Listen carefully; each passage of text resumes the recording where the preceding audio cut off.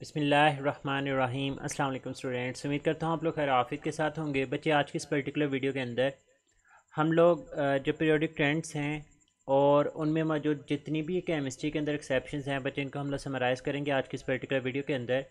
सबसे पहले बच्चे, अगर हम लोग बात करें एटॉमिक रेडियस की, एटॉमिक रेडियस में बच्चे हम लोग जब लेफ़्ट राइट मूव करते हैं तो हम लोग कहते हैं कि एटॉमिक रेडियस की वैल्यूज़ हैं वो डिक्रीज़ करती हैं, और जब हम लोग ग्रुप्स में टॉप टू बॉटम मूव करते हैं तो एटॉमिक रेडियस की वैल्यूज़ हैं वो इंक्रीज़ होती हैं। ये हम लोग जनरली कंसीडर करते हैं।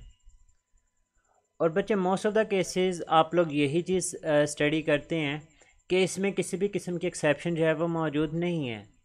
लेकिन बच्चे याद रखें, अगर आप लोग chapter number 6 first year chemistry का जो केमिकल बॉन्डिंग के अंदर एक टेबल दिया और उस टेबल के अंदर वो वैल्यूज़ लिखता है, तो उस वैल्यूज़ को अगर आप लोग गौर से देखेंगे तो आपको दो एक्सेप्शंस नज़र आएंगी। बच्चे, मैं आप लोगों के सामने एक्सेप्शन यहाँ पे लिखता हूँ। एक बच्चे आपको एक्सेप्शन नज़र आएगी सेकंड पीरियड के अंदर।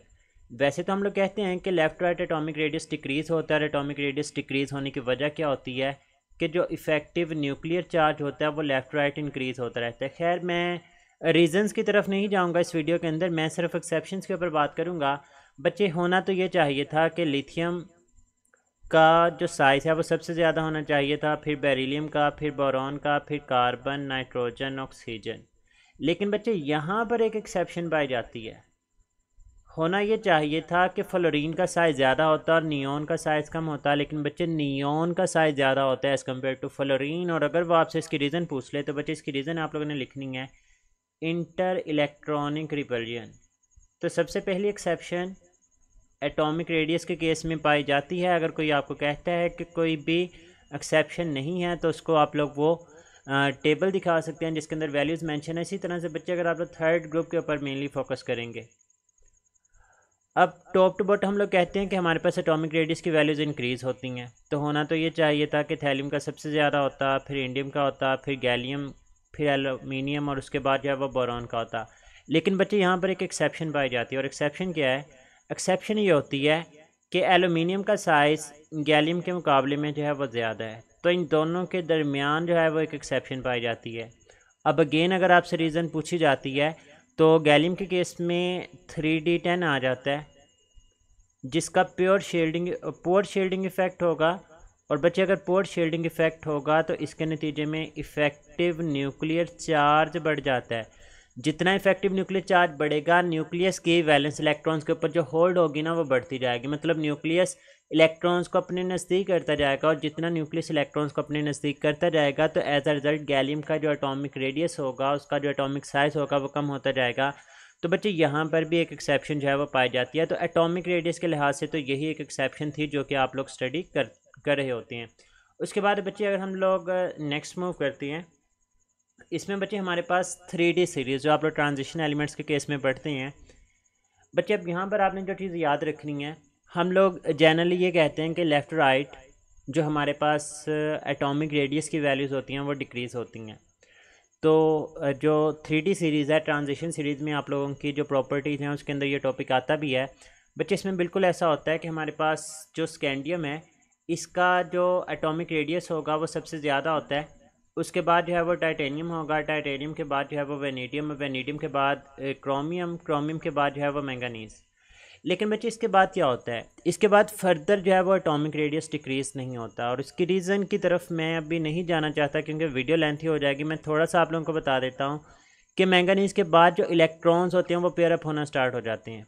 और जब बच्चे इलेक्ट्रॉन्स पेयर अप होना स्टार्ट हो जाते हैं ना, तो फिर उसका जो इफ़ेक्टिव न्यूक्लियर चार्ज होता है वो इतना ज़्यादा उसके ऊपर इफेक्ट नहीं कर पाता। वहाँ पर इंटर इलेक्ट्रॉनिक रिपल्जन स्टार्ट हो जाती है, जिसके नतीजे में हम लोग कहते हैं कि अप्रोक्सीमेटली अब इसके बाद जो एटॉमिक रेडियस होता है ना वो आपस में एक दूसरे के बराबर होते हैं अप टू निकल। और उसके बाद बच्चे, हम लोग कहते हैं कि कॉपर और जिंक के केस में यहाँ पर इंटर इलेक्ट्रॉनिक रिपल्जन जो है ना वो इंक्रीज़ हो जाती है। ये ट्रेंड मैंने आप लोगों के सामने लिख दिया, इसको बच्चे आप लोगों ने नोट डाउन कर लेना है। मैं रीज़न एक दफ़ा आप लोगों को बता देता हूँ कि स्कैंडियम से मैंगनीज़ की तरफ मूव करते हुए इफ़ेक्टिव न्यूक्लियर चार्ज बढ़ता है, और जितना इफेक्टिव न्यूक्लियर चार्ज बढ़ेगा एटॉमिक रेडियस कम होता जाता है। लेकिन बच्चे, जैसे ही आप लोग मैंगनीज से मूव करते हैं टुवर्ड्स द निकल, तो यहाँ पर इफ़ेक्टिव न्यूक्लियर चार्ज जितना बढ़ रहा होता है उतना ही यहाँ पर इंटर इलेक्ट्रॉनिक रिपल्जन भी होती है, तो ये दोनों एक दूसरे के इफेक्ट को कैंसिल आउट कर देते हैं और हम लोग कहते हैं कि अप्रोक्सीमेटली इनके साइजेस जो हैं वो आपस में बराबर होंगे। लेकिन उसके बाद बच्चे अगर हम लोग कॉपर और जिंक की बात करते हैं तो यहाँ पर इंटर इलेक्ट्रॉनिक रिपल्जन जो है वो डोमिनेट कर जाती है इफेक्टिव न्यूक्लियर चार्ज के ऊपर, जिसकी वजह से हम लोग ये वाला ट्रेंड जो है वो ऑब्जर्व कर रहे होते हैं। तो इसको आप लोगों ने अच्छी तरह से नोट डाउन कर लेना है। ये हमारे पास जो है वो एटॉमिक रेडियस को लेकर एक्सेप्शंस वगैरह जो भी चीज़ें आपकी बुक के अंदर गिवन हैं वो मौजूद हैं, वो मैंने आप लोगों के साथ डिस्कस की। बच्चे इसके बाद हम लोग बात करते हैं आयनाइजेशन एनर्जी की, क्या होता है क्या नहीं होता, इसके ऊपर बाद में बातें करेंगे। सिर्फ मैं एक्सेप्शंस को लेकर आया हूँ आप लोगों के सामने। बच्चे याद रखें आयोनाइजेशन एनर्जी की जो वैल्यूज़ होती हैं वो लेफ़्ट राइट इंक्रीज़ होती हैं और top to bottom ionisation energy की वैल्यू जो है वो डिक्रीज़ होती है। अब बच्चे एक्सेप्शंस की बात करें तो सेकंड पीरियड में भी एक्सेप्शन मौजूद है और थर्ड पीरियड में भी एक्सेप्शन मौजूद है। होना तो ये चाहिए कि लेफ़्ट राइट अगर आयोनाइजेशन एनर्जी वैल्यू बढ़ती है तो नियोन की सबसे ज़्यादा, फिर फ्लोरीन, फिर ऑक्सीजन, नाइट्रोजन, इस तरह से कुछ इसका ट्रेंड होना चाहिए था। लेकिन बच्चे केमिस्ट्री हो और एक्सेप्शन ना हो, ऐसा तो हो नहीं सकता। और यहाँ पर भी एक्सेप्शन मौजूद हैं। और एक्सेप्शंस क्या हैं कि बच्चे हमारे पास बेरिलियम और बोरॉन के दरमियान एक्सेप्शन आती है, इसी तरह से मैग्नीशियम और aluminium, same case for nitrogen and oxygen. बच्चे यहाँ पर जो एक्सेप्शन होगी वो कुछ इस तरह से आ जाएगी कि बेरिलियम की आयोनाइजेशन एनर्जी की वैल्यू ज़्यादा होती है एज़ कम्पेयर टू बोरॉन, और मैग्नीशियम की ज़्यादा होगी एज़ कम्पेयर टू एलुमिनियम। और अगर बच्चे हम लोग नाइट्रोजन और ऑक्सीजन का कंपैरिजन करेंगे तो नाइट्रोजन की इलेक्ट्रॉन जो आयनाइजेशन एनर्जी की वैल्यू है ज़्यादा है, इसी तरह से फॉस्फोरस की भी आयनाइजेशन एनर्जी की वैल्यू जो है वो सल्फ़र के मुकाबले में ज़्यादा होती है। अब अगर आप लोगों ने रीज़न के ऊपर फोकस करना है बच्चे, मैं थोड़ा सा बता देता हूँ। बेरिलियम और मैग्नीशियम के केस में आप लोगों को एस से इलेक्ट्रॉन निकालना पड़ता है, लेकिन बोरॉन और एलुमिनियम के केस में आपको पी से इलेक्ट्रॉन निकालना पड़ता है। तो बच्चे एस चूँकि न्यूक्लियस के नज़दीक होता है तो इसमें से इलेक्ट्रॉन निकालना जो है वो मुश्किल होता है और पी में से इलेक्ट्रॉन निकालना आसान होता है। तो इस वजह से बोरॉन और एलुमिनियम की जो आयनाइजेशन एनर्जी की वैल्यू होती है वो कम होती है और बेरिलियम और मैग्नीशियम की ज़्यादा। अब बच्चे नाइट्रोजन और ऑक्सीजन के केस में क्या होता है कि नाइट्रोजन के केस में half filled p subshell होता है जो कि मोर स्टेबल है, और ऑक्सीजन के केस में पार्शली फील्ड होता है जो कि लेस स्टेबल होता है, और लेस स्टेबल में से इलेक्ट्रॉन निकालना आसान होता है। इस वजह से ऑक्सीजन की आयनाइजेशन एनर्जी की वैल्यू जो है वो कम है, जबकि नाइट्रोजन और फॉस्फोरस की ज़्यादा होती है। तो ये एक्सेप्शन थी, मैंने आप लोगों के सामने रख दी। अब बच्चे अगर वो आपसे पूछता है कि मैक्सिमम आयोनाइजेशन एनर्जी जो है वो पीरियोडिक टेबल के अंदर किस चीज़ की है, तो बच्चे फिर आप लोग इस चीज़ का आंसर करेंगे कि मैक्सिमम जो आयोनाइजेशन एनर्जी है ये ऑब्जर्व की जाती है फॉर इनर्ट गैसेज, और इनर्ट गैसेज में से भी सबसे ज़्यादा जो है वो हमें हीलियम की ऑब्जर्व होती है, और minimum ionisation energy periodic table के अंदर सीजियम की है। अब बच्चे अगर आप लोग ग्रुप वाइज बात करें तो maximum ionisation energy noble gases की होगी, और मिनिमम आयोनाइजेशन एनर्जी अगर ग्रुप वाइज बात करें तो अल्कली मेटल्स की जो आयोनाइजेशन एनर्जी की वैल्यूज़ होती हैं वो सबसे कम होती हैं। तो बच्चे ये फैक्ट्स हैं रिगार्डिंग द आयोनाइजेशन एनर्जी जो मैंने आप लोगों के साथ शेयर किए। पीरियड्स के अलॉन्ग एक्सेप्शन मौजूद हैं but there is no exception along the group, तो ये भी चीज़ है वो आप लोगों ने नोट डाउन कर लेनी है। बच्चे इसके बाद हम लोग नेक्स्ट मूव करते हैं। हमारे पास जो तीसरा फैक्टर आ जाता है दैट इज़ इलेक्ट्रॉन एफिनिटी। बच्चे अगर हम लोग इलेक्ट्रॉन एफिनिटी की बात करें तो इलेक्ट्रॉन एफिनिटी के बारे में हम लोग कहते हैं कि इलेक्ट्रॉन एफिनिटी की वैल्यूज़ भी जो होती हैं वो लेफ़्ट राइट इंक्रीज़ होती हैं, और पीरियड्स में तो जब हम लोग ग्रुप्स में टॉप टू बॉटम मूव करते हैं तो इलेक्ट्रॉन एफिनिटी की वैल्यूज़ जो हैं वो डिक्रीज़ होती हैं। बट बच्चे अगेन एक्सेप्शन मौजूद है। अकॉर्डिंग टू जनरल ट्रेंड होना ये चाहिए था कि लिथियम की इलेक्ट्रॉन एफिनिटी की वैल्यू ज़्यादा as compared to beryllium increase हो रही हैं, तो बेरिलियम की ज़्यादा होनी चाहिए थी एज़ कम्पेयर टू लिथियम। ये कुछ ट्रेंड होना चाहिए था। लेकिन बच्चे जब हम लोग ट्रेंड को ऑब्ज़र्व करते हैं तो ट्रेंड हमें कुछ इस तरह से देखने को मिलता है। यहाँ पे भी एक्सेप्शन होगी, यहाँ पर भी एक एक्सेप्शन होगी, और यहाँ पर भी जो है वो एक एक्सेप्शन होती है। मैं यहाँ पर आप लोगों के सामने नोट डाउन कर देता हूँ। लिथियम की इलेक्ट्रॉन एफिनिटी की वैल्यू ज़्यादा होगी as compared to beryllium. Carbon की इलेक्ट्रॉन एफिनिटी ज़्यादा होगी एज़ कम्पेयर टू नाइट्रोजन, और फ्लोरीन की इलेक्ट्रॉन एफिनिटी ज़्यादा होती है as compared to the neon. तो बच्चे सेकेंड पीरियड के अलॉन्ग 3 जगहों के ऊपर जो है वो एक्सेप्शन मौजूद है। अब बच्चे अगर हम लोग इलेक्ट्रॉन एफिनिटी के अंदर बात करते हैं कि लोएस्ट इलेक्ट्रॉन एफिनिटी किसकी है और सबसे ज़्यादा इलेक्ट्रॉन एफिनिटी किसकी है, तो बच्चे highest electron affinity in the periodic table जो है वो क्लोरीन की होगी और सबसे lowest electron affinity in the periodic table जो है वो हीलियम की होती है। ये फैक्ट्स हैं जो आप लोगों ने याद रखने हैं।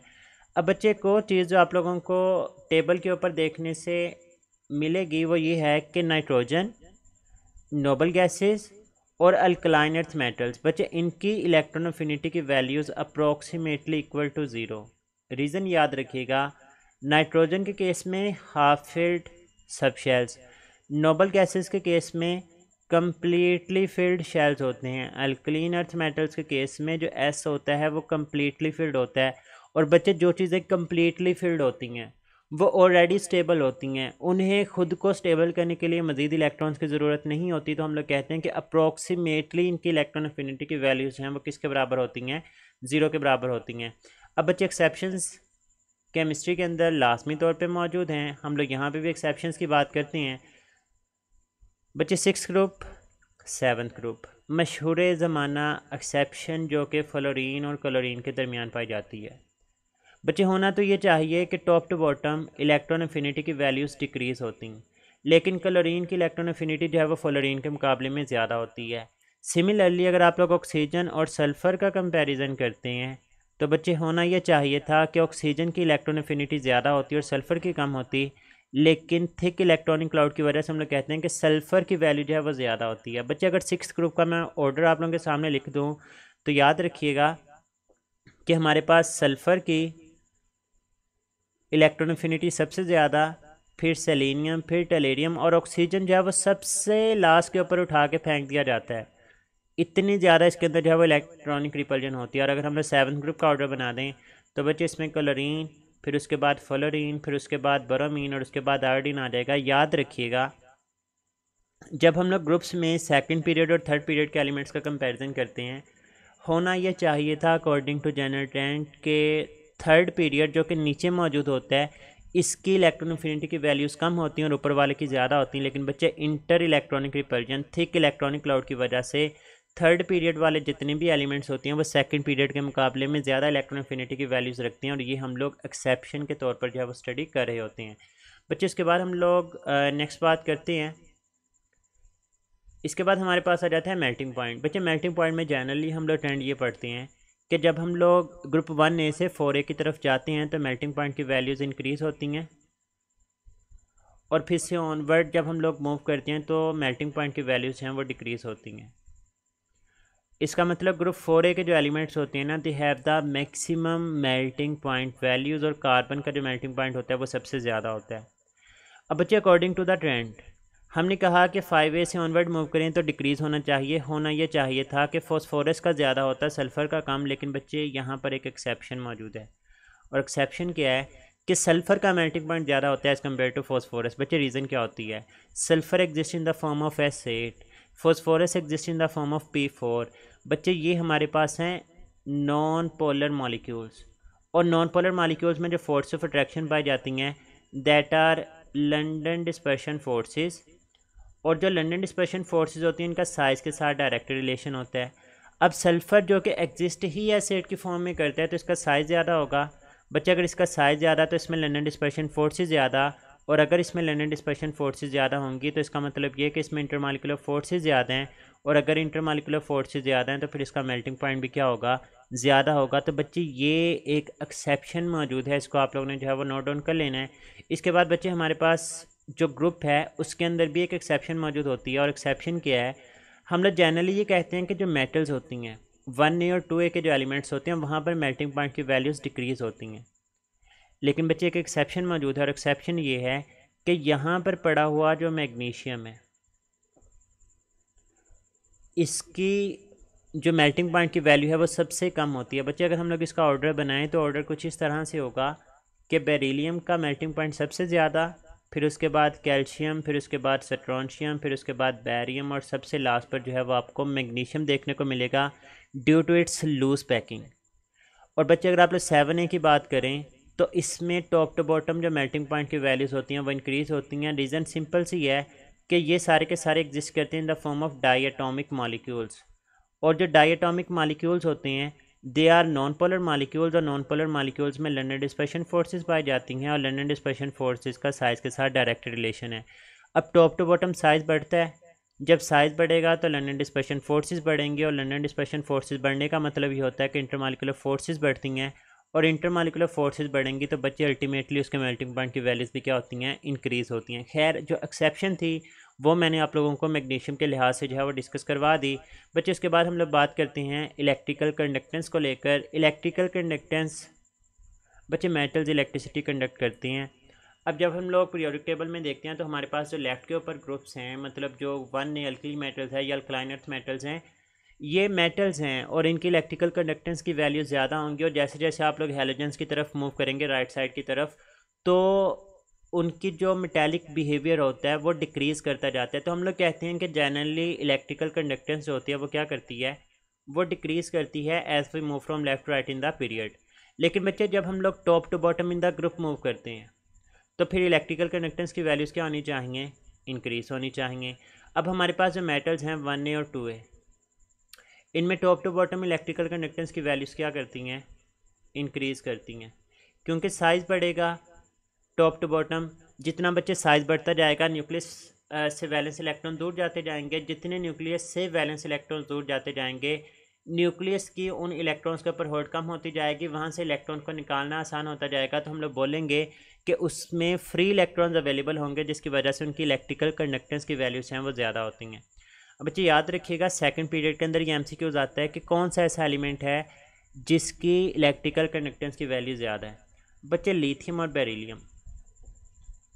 बेरिलियम की इलेक्ट्रिकल कंडक्टेंस की वैल्यू ज़्यादा है क्योंकि इसके पास 2 इलेक्ट्रॉन्स अवेलेबल होते हैं। और बच्चे ये बोरॉन से ऑनवर्ड जितने भी एलिमेंट्स हैं all of these are non metals, और नॉन मेटल्स इलेक्ट्रॉन्स को लूज़ ही नहीं करती, और अगर ये लूज़ नहीं करेंगे तो इनकी इलेक्ट्रिकल कंडक्टेंस की वैल्यूज़ भी ज़ीरो होती हैं। और बच्चे थर्ड पीरियड में याद रखिएगा सोडियम, मैग्नीशियम और एलुमिनियम, यहाँ तक इलेक्ट्रिकल कंडक्टेंस की वैल्यूज़ हैं वो इंक्रीज़ करती हैं। मतलब थर्ड पीरियड में थर्ड ग्रुप का जो एलिमेंट है उसकी इलेक्ट्रिकल कंडक्टेंस की वैल्यूज़ है वो ज़्यादा होती हैं, जबकि इसमें सिलिकॉन जो है it act as a semiconductor. और इसके बाद ये जो फॉस्फोरस, सल्फ़र, क्लोरीन और आर्गॉन हैं, ये सारे के सारे नॉन मेटल्स के तौर पर जो है वो एक्ट कर रहे होते हैं। तो बच्चे ये हमारे पास सारी की सारी डिस्कशन थी regarding the exceptions. Hope so कि आप लोगों ने इस लेक्चर को एंजॉय किया होगा। अपना बहुत सारा ख्याल रखिएगा, दुआ में याद रखना है। फ़ी अमानिल्लाह, अल्लाह हाफिज़।